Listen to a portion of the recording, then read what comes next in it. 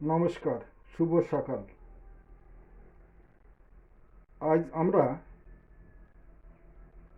দুঃস্বপ্ন নিয়ে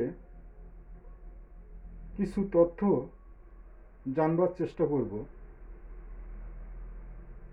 এটাও ভুলেও মনে নেবেন না বা মেনে নেবেন না যে আমি আপনাদের কোনো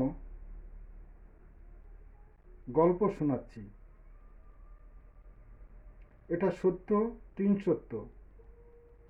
কেননা ঋষি দর্শন কখনই মিথ্যা হয় না। তো মানুন আর নাই মানুন, পরীক্ষা করে দেখবেন।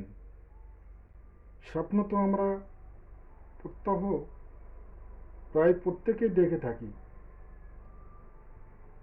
সেই স্বপ্ন আমাদের কিছু শুভ অশুভ বার্তা দিয়ে যায়, বুঝতে পারি না। তো যাই হোক, এমনি দুটি দুঃস্বপ্নের চাক্ষুষ ফল বাস্তব জীবনে আপনারা অনুভব করবেন। এক, যে ব্যক্তি স্বপ্নে বিবাহ, নৃত্য,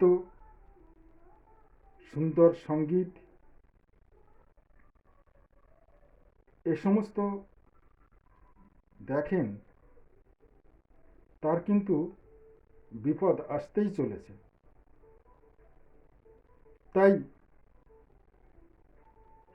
তাকে ঈশ্বরের স্মরণ মননে থাকা উচিত। দ্বিতীয় দুঃস্বপ্ন হল,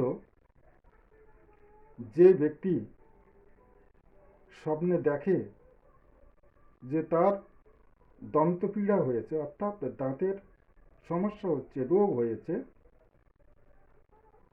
এবং স্বপ্নে দেখে তার মাথার চুল পড়ে যাচ্ছে। এমন স্বপ্ন কিন্তু তার দুর্ভাগ্যের সূচক। বিশেষত তার অর্থনৈতিক অবক্ষয় বা অর্থনৈতিক সংকট হতে চলেছে, এটা তারই ইঙ্গিতবহ।